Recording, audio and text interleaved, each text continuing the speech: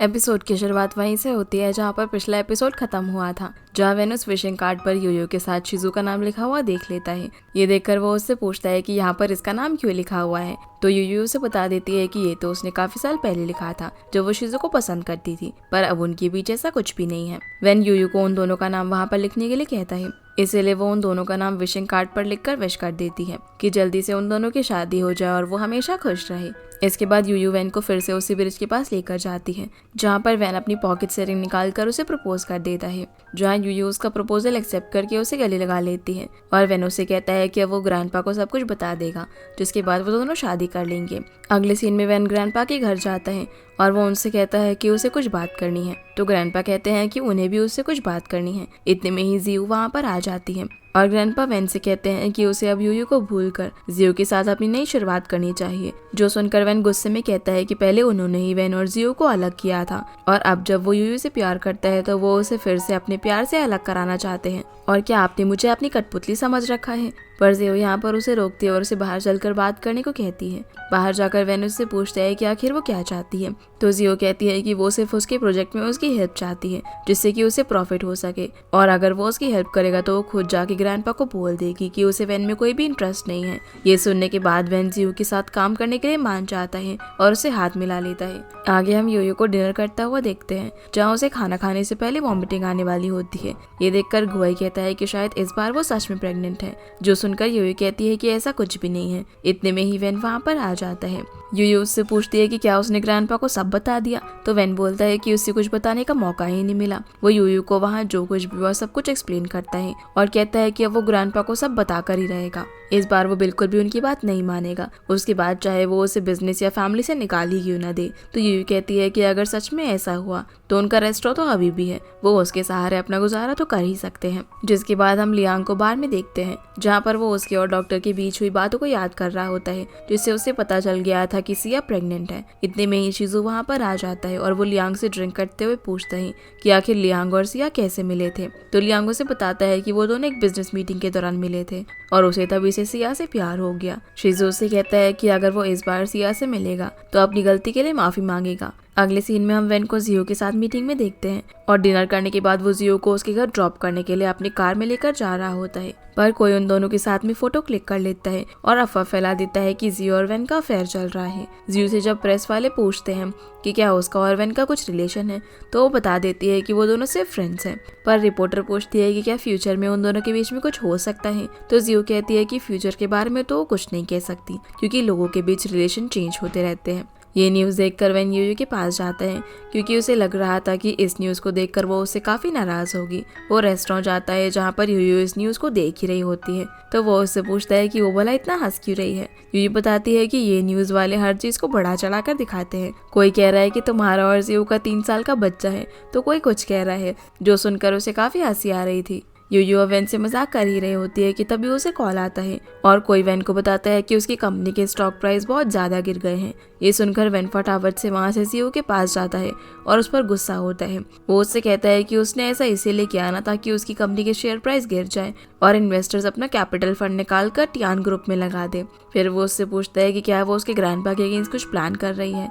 इतने में ही वैन को ग्रैंडपा का कॉल आ जाता है, इसीलिए वैन उनसे मिलने के लिए चला जाता है, जहाँ उसे देखते ही वो उस पर काफी गुस्सा करते हैं और कहने लगते हैं कि उसकी बेवकूफ़ी की वजह से ये सब हुआ है। तो वैन कहता है कि जियो को कंपनी में ग्रैंडपा ही लेकर आए थे, इसीलिए ये सब उन्हीं की गलती है। अब यहाँ वैन की ग्रैंडपा से काफी बहस हो जाती है और गुस्से में ग्रैंडपा उसे बोल देते हैं कि वो उनका कोई नहीं लगता और वो उसे फायर कर देते हैं। इसके अलावा वो उसे घर छोड़कर जाने के लिए भी कह देते हैं, जिस पर वैन मान जाता है और यहाँ से चला जाता है। अगले सीन में वैन और यूयू उनका घर छोड़कर जा रहे होते हैं, जहाँ गुआई उनसे कहता है कि उन्हें एक आखिरी बार ग्रैंडपा से बात करनी चाहिए, पर वैन मना कर देता है और वहाँ से चला जाता है। वो यूयू के साथ एक होटल में जाता है, जहाँ के एम्प्लॉयज उसे बताते हैं कि उसका कार्ड तो ब्लॉक हो चुका है, इसलिए वो अब वहाँ पर नहीं रह सकते थे। इसके बाद यूयू और वैन वापस से सड़क पर आ जाते हैं, जहाँ यूयू अपना अकाउंट चेक करती है तो उसे पता चलता है कि उसके पास कुछ पैसे हैं, इसलिए वो अपनी और वैन के लिए एक चीप सा होटल बुक कर लेती है। अगली सुबह शिजू यूयू को सॉरी बोलने के लिए आता है, पर वैन उसे उससे मिलने से रोक देता है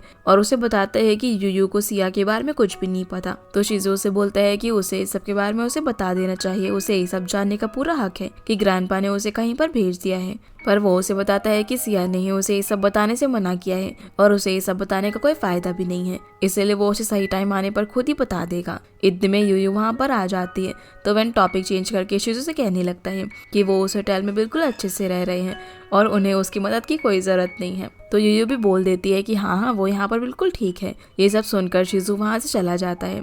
फिर वेन यूयू को हॉस्पिटल लेकर जाता है जहाँ उन्हें पता चलता है कि वो सच में प्रेग्नेंट है। जहाँ डॉक्टर भी उन्हें बोलता है कि वो तो उन्हें शुरू से ही बताना चाहता था कि यूयू प्रेग्नेंट है, पर उन्होंने उसकी सुनी ही नहीं। ये सुनकर वो दोनों काफी खुश हो जाते हैं। अब चेकअप करवाने के बाद यूयू के लगभग सारे पैसे खत्म हो जाते हैं और वेन सोचता है कि उसे ये बात उसके ग्रैंडपा को बतानी चाहिए, इसलिए वो उन्हें कॉल करता है। पर हम देखते हैं कि ग्रैंडपा का फोन तो लियांग के पास है और लियांग फोन पिक नहीं करता। असल में वो ग्रैंडपा के साथ एक हॉस्पिटल में होता है जहाँ पर वो एडमिट थे, पर वेन और यूयू को लगता है कि वो उनका कॉल इसीलिए पिक नहीं कर रहे क्योंकि वो उनसे अभी तक नाराज है। इसीलिए वो दोनों अपने होटल रूम में जाते हैं जहाँ पर पहले से ही शिजू बैठा हुआ था और वो उन दोनों को अपने साथ चलने के लिए कहता है। शिजू इन दोनों को अपने घर में लेकर जाता है। दूसरी तरफ डॉक्टर लियांग को बताता है कि ग्रैंडपा की कंडीशन अभी भी हार्ट अटैक की वजह से खराब है। ये सुनकर वो परेशान हो जाता है और याद करने लगता है कि उसके और ग्रैंडपा के बीच आखिरी बार क्या बात हुई थी। जहाँ ग्रैंडपा को पता चल जाता है कि कंपनी के सारे शेयर्स लियांग की वजह से गिरे हुए हैं और लियांग अपनी गलती भी एडमिट कर लेता है। वो बताता है कि उसने ऐसा इसलिए किया क्योंकि ग्रैंडपा ने उसे सिया से मिलने नहीं दिया और उसे कहीं पर छुपा दिया है। तो ग्रैंडपा उसे बोलते हैं कि वो भी अपने डैड की तरह इमोशनल और नाकारा है। लियांग कहता है कि वो सब इमोशनल है क्योंकि वो सब इंसान है, पर आप तो सिर्फ अपनी कंपनी से प्यार करते हो और सिर्फ उसी के बारे में ही सोचते हो, आपको इंसानों से बिल्कुल भी लगाव नहीं है। ये कहकर वो उन्हें रिटायर होने के लिए कहता है और बताता है कि उनकी कंपनी अब से वो संभाल सकता है। वो ये सब कहकर जैसे ही वहाँ से जा रहा होता है तभी ग्रैंडपा को हार्ट अटैक आ जाता है, इसीलिए लियांग उन्हें हॉस्पिटल में लेकर आता है। लियांग को वेन का भी कॉल आता है पर वो उसका कॉल नहीं उठाता क्योंकि उसे समझ नहीं आ रहा था कि वो ये सारी चीजें वेन को कैसे बताएगा। दूसरी तरफ वेन और यूयू सोने के लिए जा रहे होते हैं तभी वो देखते हैं कि घर में तो सिर्फ सिंगल बेड है, इसीलिए वेन सोफे पर सोने के लिए जाने लगता है, लेकिन शिजू आकर उसे कहता है कि वो सोफे पर सोने वाला है, इसलिए बेचारे वेन को जमीन पर ही सोना पड़ता है। अगली सुबह जब यूयू उठती है तो वो देखती है कि ये दोनों साथ में एक दूसरे के ऊपर सो रहे हैं, जो देखकर उसे हंसी आती है और वो इन्हें उठाती है और पूछती है कि वो लोग इस तरीके से क्यों सो रहे हैं। तभी वेन उठ जाता है और वो यूयू को आराम करने के लिए कहता है और बोलता है कि वो उसके लिए ब्रेकफास्ट बना के ला रहा है।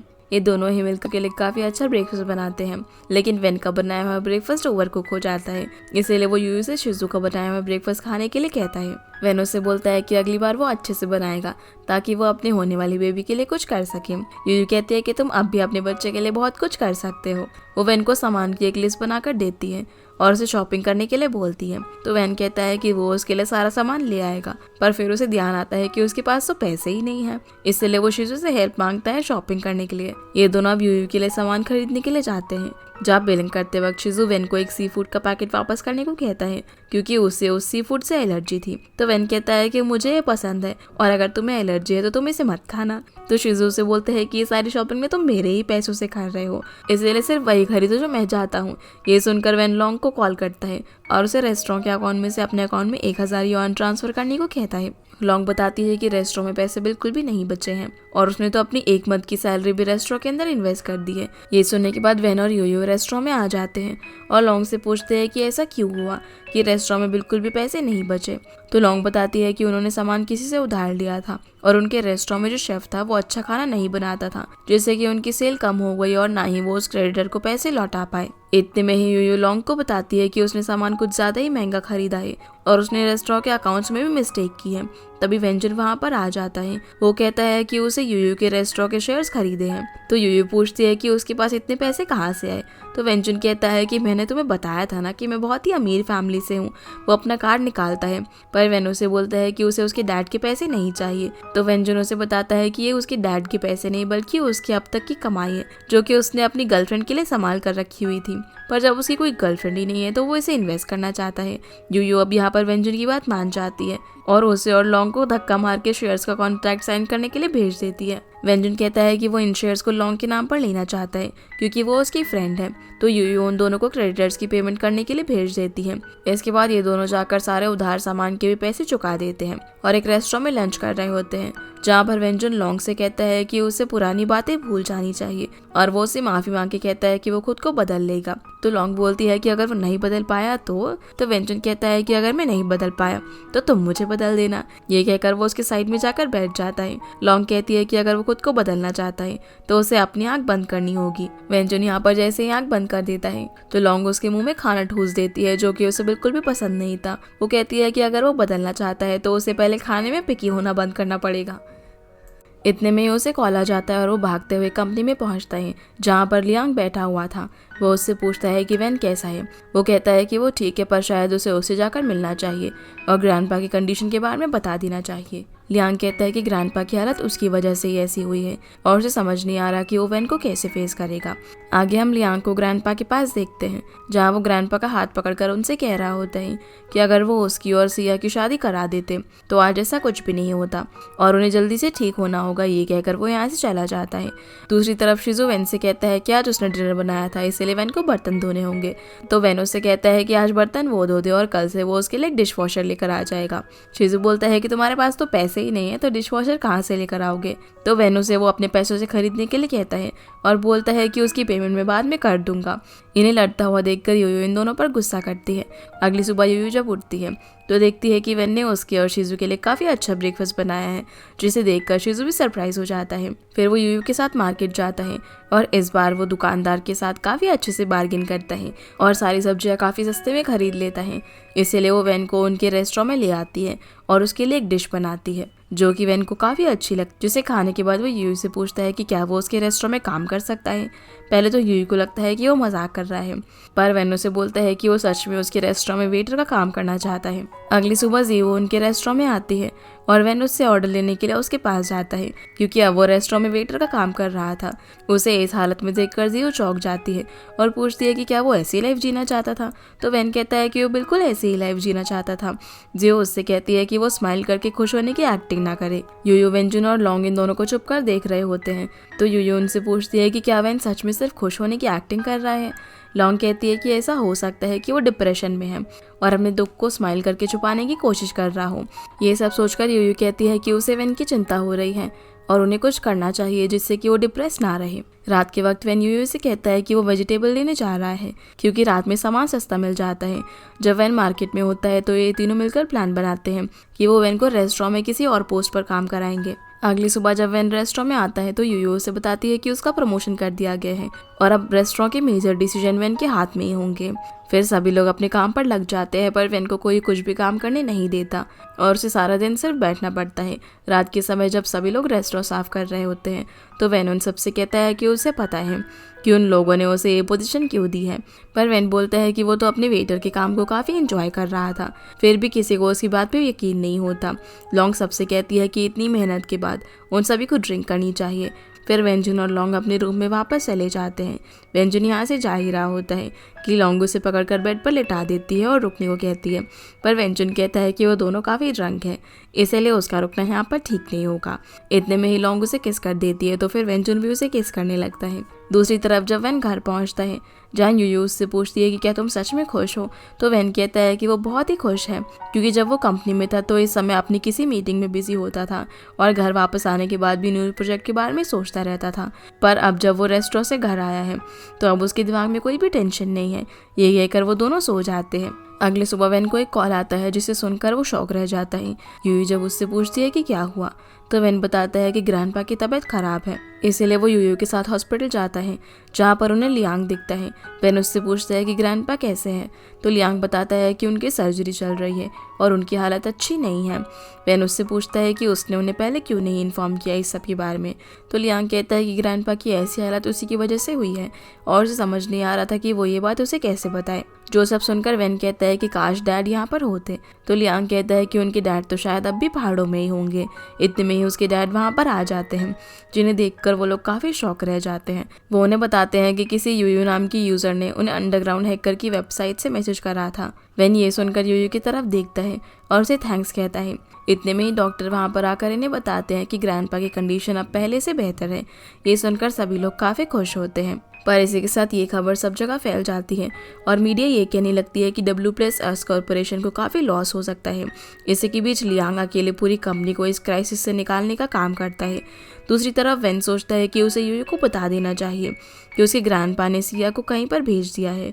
ये सब सुनने के बाद यूयू काफ़ी गुस्सा होती है और ग्रैंडपा के पास हॉस्पिटल में उनकी सेवा करने लगती है ताकि वो जल्दी से ठीक होकर उसे सिया का पता बता सके। ग्रैंडपा अब यूयू की देखभाल की वजह से काफ़ी जल्दी रिकवर कर जाते हैं।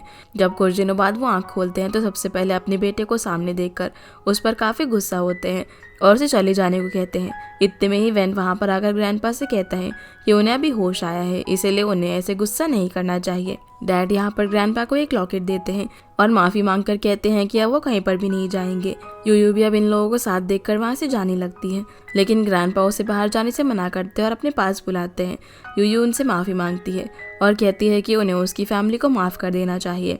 इसलिए ग्रैंडपा यहाँ पर उसे माफ़ कर देते हैं और बदले में उसे अपने रेस्टोरेंट से अच्छी अच्छी डिशेज लाकर खिलाने को कहते हैं, जो सुनकर यूयू काफ़ी खुश हो जाती है। कुछ ही दिनों में ग्रैंडपा पूरी तरीके से रिकवर होकर यूयू के रेस्टोरेंट में उसकी फैमिली के साथ आते हैं। वो यहाँ पर ब्रेकफास्ट करते हुए सभी को बताते हैं कि उन्होंने पहले ही सिया को लेने के लिए किसी को भेज दिया है, जो सुनकर लियांग उन्हें थैंक्स कहता है और उनसे अपनी सारी गलतियों के लिए माफ़ी मांगता है। इसके बाद सभी लोग काफ़ी खुश होकर साथ में ब्रेकफास्ट करते हैं। ये सभी लोग अब जब रेस्टोरेंट के अंदर होते हैं तो ग्रैंडपा यूयू को अपने पास बुलाकर कहते हैं कि तुमने हॉस्पिटल के अंदर मेरी काफ़ी सेवा की, इसलिए तुम मुझसे जो मांगना चाहो मांग सकती हो। ये सुनकर यूयू बोलती है कि मैंने ना आपको कभी मुस्कुराते हुए नहीं देखा, इसलिए मैं आपको मुस्कुराते हुए देखना चाहती हूँ। लेकिन ग्रैंडपा मना कर देते हैं। ये सुनकर सारे लोग उन्हें मुस्कुराने के लिए फोर्स करते हैं और इतना फोर्स करने के बाद वो हल्का सा स्माइल कर देते हैं, जिसे देखकर सब लोग हंसने लग जाते हैं। जिसके बाद लियांग ग्रैंडपा से अकेले में माफ़ी मांगता है। वो कहता है कि उसने ये सब अपने प्यार को बचाने के लिए किया था, जो सुनकर ग्रैंडपा उसे कहते हैं कि उसने जो भी गलती की है उसे उसकी भरपाई तो करनी ही होगी और इसके लिए उसे कंपनी को संभालना होगा। लियांग ये सुनकर चौंक जाता है क्योंकि उसे लग रहा था कि ग्रैंडपा मजाक कर रहे हैं। तो ग्रैंडपा कहते हैं कि जब मैं हॉस्पिटल में बीमार था तब मैंने सोचा कि मुझे अपनी फैमिली को तोड़ने की जगह उसे जोड़ने का काम करना चाहिए और अब वो चाहते हैं कि लियांग और वेन मिलकर कंपनी को संभाले।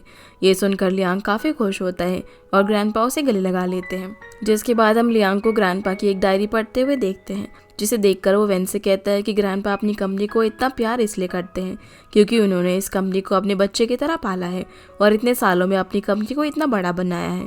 पर वो ग्रैंडपा को कभी समझ नहीं पाए और उन्हें हमेशा लगता था कि वो सिर्फ अपनी कंपनी के बारे में ही सोचते हैं। लियांग वेन को कंपनी फिर से ज्वाइन करने के लिए कहता है, तो वेन कहता है कि जब उसे कंपनी में अपनी ज़रूरत महसूस होगी तो वो वहाँ पर आ जाएगा। लियांग उसे अगले दिन कंपनी में आने को कहता है। अगली सुबह जब वेन कंपनी में पहुंचता है तो देखता है कि वहां पर तो काफी भागदौड़ मची हुई है, जहां उसे पता चलता है कि लियांग और जियो को कंपनी में फ्रॉड करने के चलते अरेस्ट कर लिया गया है। जिसके बाद हम सिया को लियांग के साथ देखते हैं, जो कि लियांग से मिलने के लिए जेल में आई होती है और लियांग उससे माफ़ी मांगता है। दूसरी तरफ वेन भी जियो से मिलने के लिए आता है, जहाँ वो उससे अपनी पिछली गलतियों के लिए माफ़ी मांगती है और उससे कहती है कि वो उसे हमेशा खुश देखना चाहती है। जिसके बाद हम वेंजुन को देखते हैं, जो कि डेट पर आया हुआ था। वेंजुन लॉन्ग को बैठाता है और कहता है कि वो 1 मिनट में वापस आ रहा है। इतने में वहाँ पर एक कॉस्ट्यूम पहने डांसर आता है और लॉन्ग को डांस करके एंटरटेन करने लगता है, जिससे उसे लगता है कि वेंजुन ने फिर से डेट पर इस तरह के लोगों को बुलाया है। पर इतने में ही वो अपना मास्क उतारता है तो लॉन्ग देखती है कि ये तो वेंजुन है, जो कि उसके लिए डांस कर रहा था। वेंजुन लॉन्ग को रिंग देकर प्रपोज कर देता है, जहाँ लॉन्ग उसका प्रपोजल एक्सेप्ट कर लेती है तो वेंजुन उसे रिंग पहनाता है। जिसके बाद सीन लियांग पर आता है, जो कि वेन के साथ था और अब जेल से निकल चुका था। वो दोनों अपनी कार में बैठकर मैरिज हॉल की तरफ जा रहे थे। वेन गार्ड से सारे विंडो लॉक करने के लिए कह देता है ताकि यूयू और सिया फिर से भाग ना पाए। पर तभी वेन को पता चलता है कि वो दोनों मैरिज हॉल में नहीं है। वो लॉन्ग से पूछते हैं तो वो बताती है कि कल रात को तो यूयू उसके साथ ही थी, पर वो सुबह से गायब है। फिर मैरिज हॉल में प्रिंस ब्राइड और ग्रूम को बुलाता है, जहाँ पर से वेन और लियांग ही होते हैं, जो कि एक एक डॉग को लेकर आते हैं, जिसे देखकर यूयू के डैड को याद आता है कि जब वेन शादी में नहीं आया था तब उसने भी ऐसा ही किया था। वो अपनी वाइफ से पूछता है कि क्या उनकी बेटियां फिर से भाग गई, तो मॉम बोलती है कि भला वो दोनों कैसे भाग सकती है, क्योंकि दोनों ही प्रेग्नेंट है। ये दोनों भाई भी अब यूयू की तरह डॉग्स के साथ ही सेरेमनी शुरू करने वाले होते हैं कि तभी यूयू और सिया वहाँ पर आ जाती है, जो कि बिल्कुल सेम दिख रही थी। वेन पूछता है कि इसमें से सिया कौन है और यूयू कौन। क्योंकि दोनों ही कंफ्यूज थे। वैन अब उनके पास जाकर उन्हें गले लगाने ही वाला होता है कि उनमें से एक झुक जाती है। ये देखकर वैन समझ जाता है कि वो यूयू है। वो उसका हाथ पकड़कर उसे स्टेज पर लाता है और लियांग भी सिया का हाथ पकड़कर उसे स्टेज पर लाता है, जहाँ दोनों एक दूसरे को रिंग पहनाते हैं और किस करके सेरेमनी को कंप्लीट करते हैं। इसके बाद गुआई भी यहाँ पर अपनी वाइफ के साथ आ जाता है और सब उसकी वाइफ को देखकर काफी हैरान हो जाते हैं क्योंकि वो काफी सुंदर थी। फिर आखिर में सभी मिलकर एक फैमिली फोटो क्लिक कराते हैं और इसी हैप्पी एंडिंग के साथ ये ड्रामा यहीं पर फिनिश हो जाता है। तो गाइज ये थी आज की वीडियो एंड आई होप आप लोग को ये वीडियो पसंद आई होगी। तो इस वीडियो को लाइक कर चैनल को सब्सक्राइब जरूर कीजिएगा। आपसे फिर मिलते हैं अगले इंटरेस्टिंग ड्रामा में। तब तक के लिए गुड बाय।